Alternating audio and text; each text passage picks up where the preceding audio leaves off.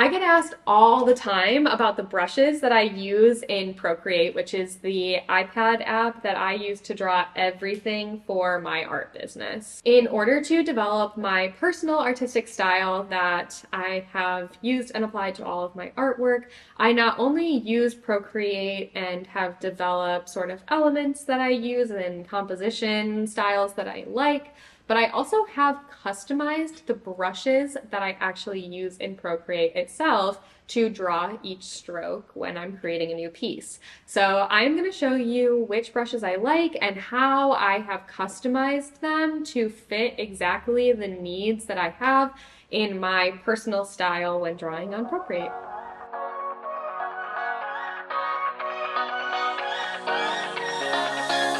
So I have had Procreate on my iPad for 6 years now. So I have all kinds of stuff going on in here. I have brushes that came in the app that I've customized. I have custom brushes that I've bought.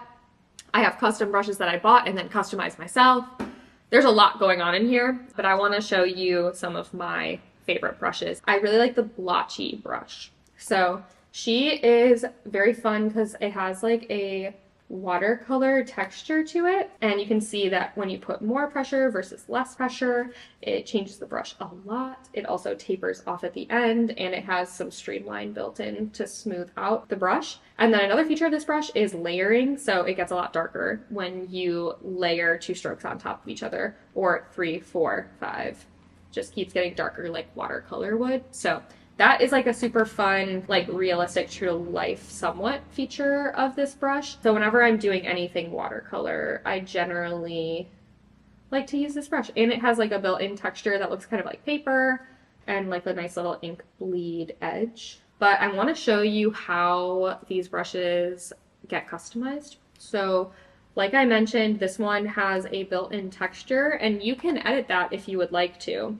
So let's say you really love the blotchy brush, but you don't want the texture. You can swipe to the right and click duplicate, and it'll create blotchy 1. You can also rename it by clicking on it a second time, and then about this brush, and then you can rename it there. I'm just really lazy, so that's why I have monoline 1, monoline 1, 1, monoline 1, 1, 1, 1. So the texture that I was mentioning comes from grain, and then you can see here there is grain source. So this is the grain source. This is just like a file that comes with Procreate, and you can change it if you want to. So if you want to change the grain source, you click import at the top, and then you go to source library, and this comes with Procreate.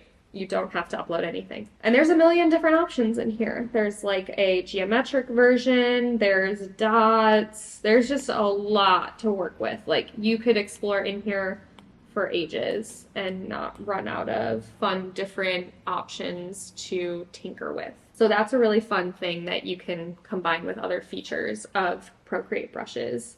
You can also import a photo. So if you have a logo, you could make a stamp brush with your own business logo. You can also import textures of your own. So that's really fun. That's a good way to edit this. And then other ways to edit this brush, I mean, obviously there's all kinds of options on the side column here, but the ones I play with the most are shape. So this is the original shape of blotchy.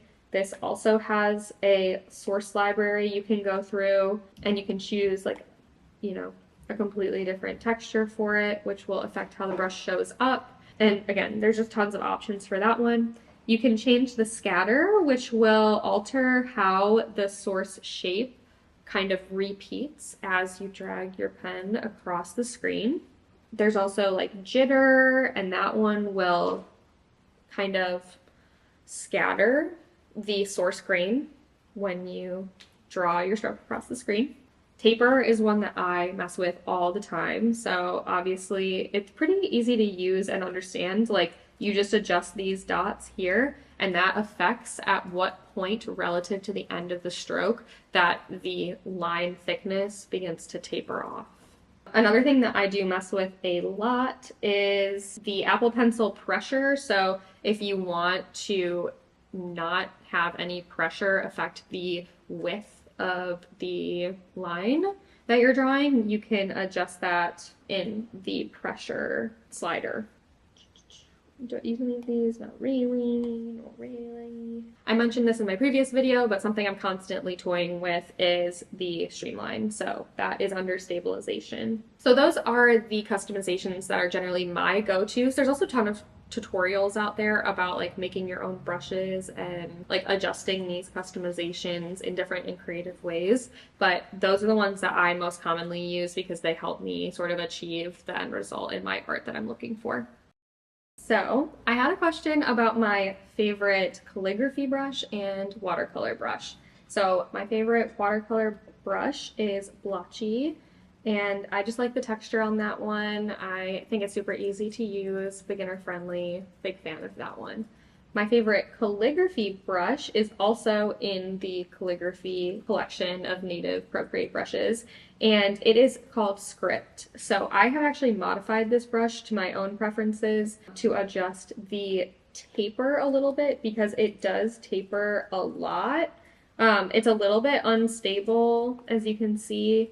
So I also adjusted the streamline for the version I use the most, but I just really like the Script brush. It makes it very easy to write in the calligraphy style where the downstroke is a lot thicker than the upstrokes. So the Script brush is like very natural for me to use for calligraphy. So those are the brushes that I love, how I get them, how I customize them. If you have any other questions about Procreate, about the brushes that I love, please let me know. I am happy to answer all of your questions in the comments, and don't forget to like and subscribe, and thank you so much for watching till the end.